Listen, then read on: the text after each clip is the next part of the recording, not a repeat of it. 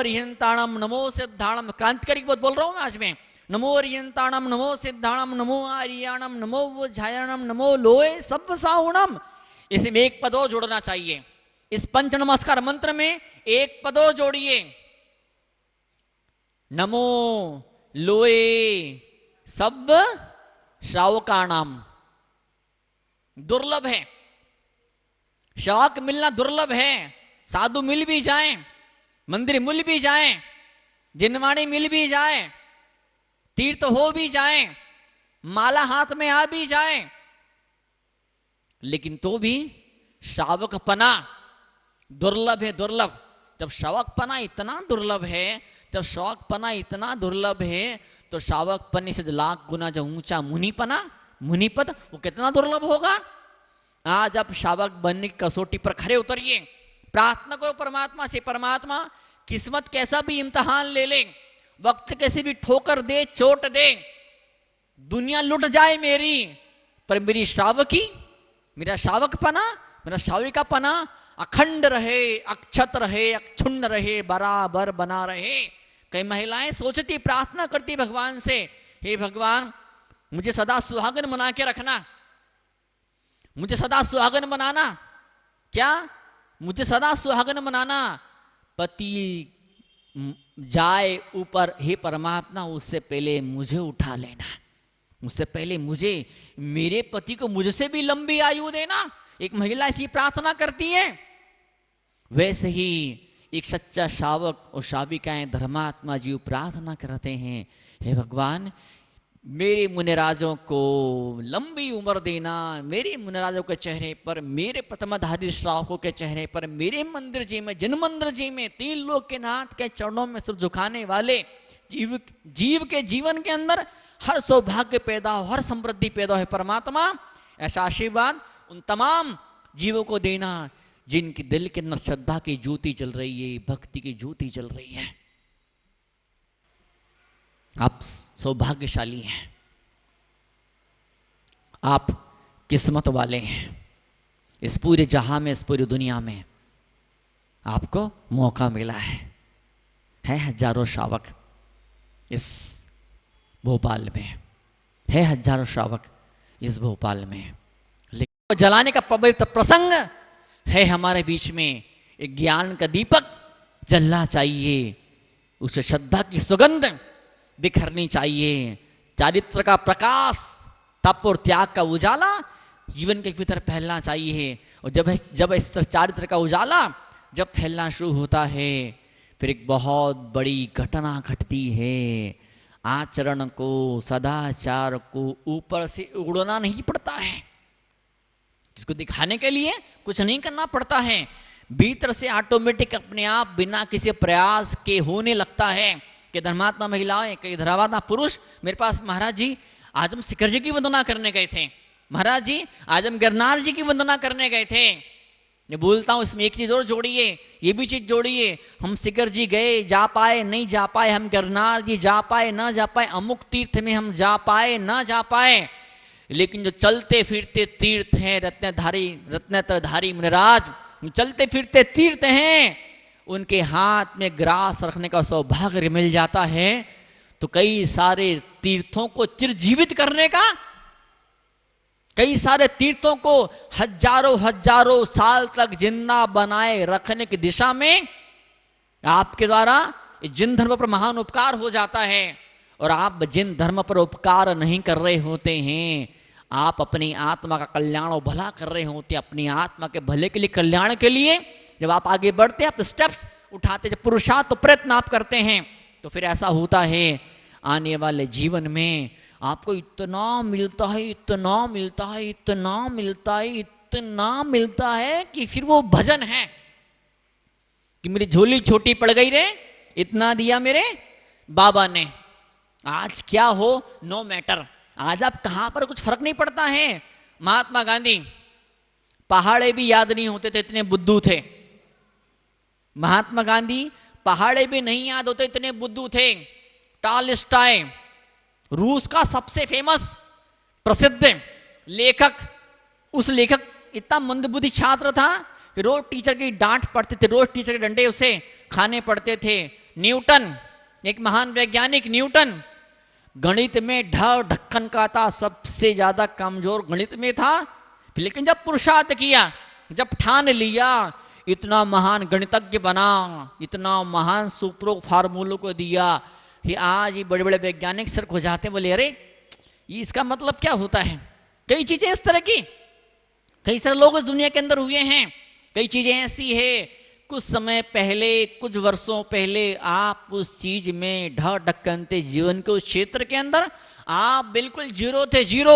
आपने मेहनत की, पुरुषार्थ किया, प्रयत्न किया, और उसी क्षेत्र के अंदर, उसी कला में, उसी विद्या में आज आप कहां से कहां पहुंच गए। तो दुनिया की दौड़ के अंदर हो सकता है आपने पहला नंबर पाया हो, लेकिन धर्म के इन अनुष्ठानों के अंदर श्रद्धा जहां पर नृत्य करना शुरू करती है, ज्ञान जहां पर बाग बाग हो जाता है, वो आचरण जिन चरणों में आकर के धन्य हो जाता है, उन चरणों की पूजा में, अर्चना में आपने क्या किया है। फिर से बोलूंगा मैं, श्रद्धा पर्याप्त नहीं है, ज्ञान भी पर्याप्त नहीं है। यहां क्या शब्द यूज किया है? रत्नत्रय। रत्नत्रय रहेगा तो पापा ना रुकेंगे। सिद्धांत की बात की जाए, जो चौथे गुण स्थान के अंदर जो समुद्रष्टि जीव होता है, तो तत्संबंधी जो गुण स्थान होता है उस संबंधी मिथ्यात्व संबंधी सारे पाप रुक जाते हैं। लेकिन उतने मिथ्यात्व के रुक जाने मात्र से, मिथ्यात्व रुक जाने मात्र से आप आगे नहीं बढ़ पाओगे। अभी और भी सीढ़ियां हैं, अभी और भी मंजिलें हैं। कब तक अटके रहोगे, कब तक फंसे रहोगे, कब तक रुके रहोगे? आगे बढ़ने का मन बनाइए। गृहस्थी में ताना मारा जाता है, गृहस्थी में कई जब दो चार यार दोस्त मिलते हैं, दो चार सहेलियां मिलती, ताना मारते एक दूसरे को, क्या आज भी तो उतने ही बीमार हैं जितना पहले था? अरे कुछ कर, कुछ कर, स्वस्थ हो, स्वास्थ्य के क्षेत्र में आगे बढ़। पैसे के बारे में ताना मारा जाता है, क्या यार तेरा 20 साल पहले यही घर था, यही दुकान थी, तेरी यही आर्थिक स्थिति थी और आज भी यही है, तूने कुछ भी उन्नति नहीं करी। ऐसे ही आचार्य संबंध भद्र स्वामी इस श्लोक को लिखने के बहाने एक ताना मार रहे हैं। क्या ताना मार रहे हैं? पाप निरोधोन्य संपदा किम प्रयोजनम। किम प्रयोजन क्या है? इतना पैसा, इतना सम्मान, इतना पावर, इतनी प्रसिद्धि, इतनी शक्ति, इतनी ताकत, इतनी बुलंदी, इतनी शौक, सब कुछ इतना इतना सारा तेरे पास में है, लेकिन धर्म की पूंजी तो है ही नहीं। बताओ, अरे आप स्वाहा स्वाहा करते हो, सौभाग्य आपका। अब मंदिर में जाते हो, आप स्वाहा स्वाहा करते हो, सौभाग्य आपका। लेकिन कभी मुनराज के हाथ में ग्रास रखो, फिर बोलो आहा, तो ये आहा स्वाहा से लाख गुना ज्यादा बड़ी उपलब्धि होगी आपके जीवन की। कई पद्माधारी ऐसे भी होते हैं, कई बिन पद्माधारी भी ऐसे होते हैं। क्या 4 के 4 महीने निकल जाते हैं? क्या 4 के 4 महीने निकल जाते हैं, चौमासा हो जाता है, महाराज का विहार हो जाता है, और वही इंसान सोचता रह जाता है, प्लानिंग करता बैठा रहता है कि एक दिन मुंदराज को पड़गाऊंगा, एक दिन कभी नहीं आ पाता है, नसीब में एक दिन कभी नहीं आ पाता है। प्रार्थना करिएगा परमात्मा से, हे परमात्मा जितना जल्दी हो वो एक दिन मेरी लाइफ में आना चाहिए। कुछ बेटे बेटी ऐसे होते हैं 15 साल में, 16 साल में, 20 साल में, 25 साल के अंदर करोड़ोपति बन गए, अरबपति बन गए। कुछ लोग हैं इतिहास के अंदर ऐसे, बहुत छोटी उम्र में भाग्य का उदय हो गया, दुनिया उनको जानने लगी, बड़ी ऊंची कुर्सी मिल गई, चाहे चुनाव में ऊंची कुर्सी मिल गई, या फिर कोई बड़ा ऑफिसर बन के ऊंची कुर्सी उसने पाली, समाज के किसी ट्रस्टी पद पर, पदाधिकारी पद पर, कहीं किसी सामाजिक धार्मिक संस्था के अंदर, कहीं किसी व्यापार बिजनेस के अंदर कोई अध्यक्ष बन गए, कोई मंत्री बन गए, ऊंची कुर्सी, छोटी उम्र में ऊंची कुर्सी मिल गई। कई लोग ऐसे भी होते हैं, दुनिया भर का पैसा खर्चा करते हैं, दुनिया भर का पसीना बहाते हैं, दुनिया भर की सेवा करते हैं, और सब कुछ अच्छा है, उसके बावजूद भी जितना वो आगे बढ़ते कुर्सी उनसे उतना दूर खसकती चली जाती, कुर्सी सरकने लग जाती। कुर्सी में क्या कुर्सी नहीं रहती, कुर्सी व्हील चेयर बन जाती है। आप जितना पास जाओ कुर्सी उतना दूर चली जाती है। ऐसा क्यों होता है? धर्म के अनुष्ठानों का जब मौका मिलता है, धर्म के अनुष्ठानों में भाग लेने का, कूदने का जब सौभाग्य मिलता है, किस्मत आपको एक अपॉर्चुनिटी देती है। क्या? आपका नसीब, आपका लक आपको एक अवसर देता है और आप बहुत पीछे रह जाते हैं। मेरी तबीयत, ये मौसम, ये बाहर के लोग, ये माहौल, ये मुझे आगे नहीं बढ़ने देगा, मेरा परिवार सपोर्टिव नहीं है, और आप धर्म के क्षेत्रों में पीछे रह जाते हैं। सबसे आगे बढ़ के सबसे पहले आप नहीं आ पाते हैं। इसलिए व्यापार में, बिजनेस में, दुनिया की इस होड़ में, दुनिया की प्रतिस्पर्धा के अंदर भी आपको पीछे रहना पड़ता है। अगर धर्म के अंदर आप आगे आएंगे तो दुनिया में भी आप आगे आएंगे। इतना हुनर, इतना हौसला मां जिनवाणी के आशीर्वाद से आपको मिला करता है। हम सब बैठे हैं यहां पर, दिल धड़क रहा है। क्या? हमारी आंखों के पलक ऊपर नीचे हो रही है। तो आंखों के पलक ऊपर हो नीचे हो, उसका नाम जिंदगी और जीवन नहीं होता है। दिल धड़के, उसका नाम जीवन नहीं होता। जीवन तो वो होता है जहां श्रद्धा होती है, जहां साथ में ज्ञान होता है, और उस श्रद्धा और ज्ञान के साथ में आचरण की सुगंध भी हुआ करती है। वो जब रत्नत्र जब भीतर पैदा होता, भली प्रतिमाओं के नियम हो, जब रत्नत्रय जब पैदा होता है तब पाप का निरोध होता है, पाप आना रुक जाते हैं। तो कितने पापों को आपने आने से रोक दिया? कई लोग तो ऐसे होते हैं, रोकना है, पाप को आने से रोकना है तो घर के दरवाजे पर ताला डाल लेते हैं। कई घर तो ऐसे भी हैं जिन घरों के दरवाजों पर ताले लगे हुए हैं, मुनराज उन घरों में घुस ही नहीं सकते।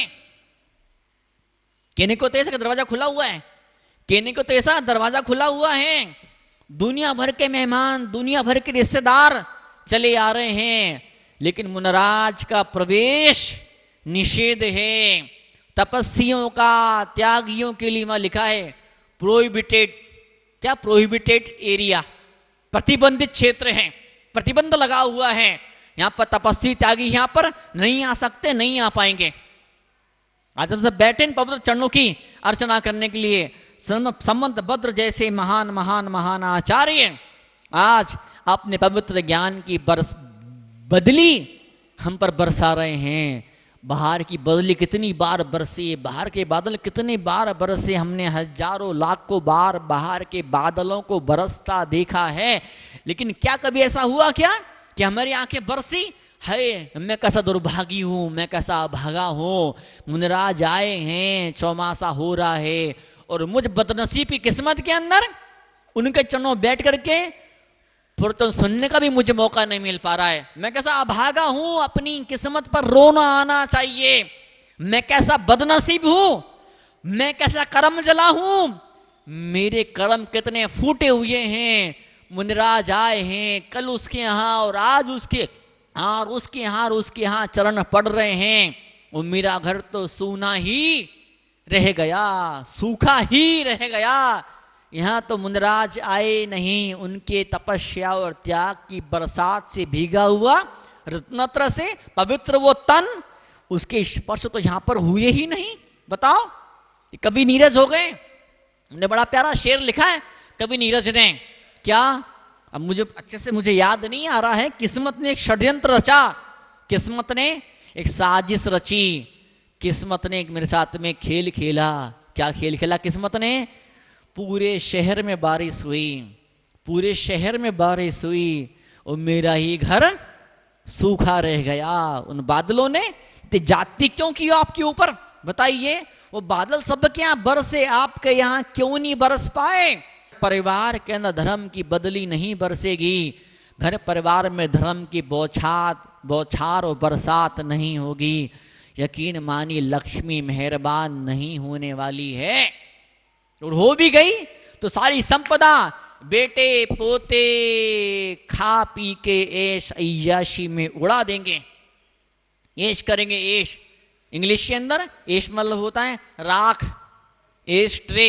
सिगरेट पीते हैं तो उसका गुल जहां गिराते हैं, है ना, वो राख, उसको बोलते ऐश ट्रे। क्या आपके पैसों पर बच्चे ऐश करेंगे, ऐश, और आपके परिवार की प्रतिष्ठा, आपका इज्जत, आपका सम्मान सब राख की तरह, धुएं की तरह उड़ करके हवा हो जाएगा। बहुत आसान होता है छोटे बच्चों को मार मूर करके, छोटे बच्चों को डांट डूट करके धर्म की 4 किताबें पढ़ा देना। बड़ा आसान, बड़ा सिंपल हुआ करता है। वही बच्चा, वही बेटी जब 15 साल का होता है, जब 20 साल की होती है, जब 22, 23, 25 साल की उम्र होती, फिर कहो तुम उसको कि जाओ प्रवचन में जाओ ना, टाइम किसके पास में है। बहुत किस्मत वाले सौभाग्यशाली होते हैं माँ बाप जिनकी औलादों के अंदर पिच्छी के लिए, तपस्या और त्याग के लिए, 28 मूल गुणों के लिए भक्ति का सागर उमड़ना शुरू होता है। एक सज्जन से मैंने एक दिन बोला था, क्या बात है आप प्रवचन में क्यों नहीं आते हो? बोले महाराज हमारे खानदान में प्रवचन सुनने की परंपरा ही नहीं है। मुझे क्या जवाब मिला? हमारे खानदान में साधु के चरणों में बैठ के प्रवचन सुनने की परंपरा ही नहीं है।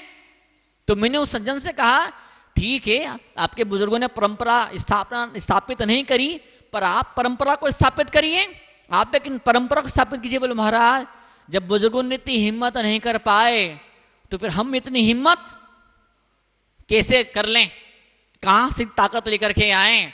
फिर से मैं कहना चाहूंगा, मैं शुरुआत में जब इस चौक मंदिर जी में जब आया था तो आप धर्मात्मा के भक्ति को देख करके मैंने सुंदर सी बात मैंने उस दिन कही थी। पहली बार जब मेरा मंगल प्रवेश का दिन जब यहां पर था, क्या कोई हिम्मत नहीं कर पा रहा है, कोई ताकत नहीं कर पा रहा है, कोई गुंडा बदमाश है आपके परिवार को, आपके समाज को बड़ा परेशान कर रहा है, कोई हिम्मत नहीं कर पा रहा। कोई एक शेर का बच्चा आगे आता है, उस गुंडे से लड़ता है, पूरे परिवार को या पूरे समाज के चेहरे पर खुशहाली पैदा कर देता है। वो जंगल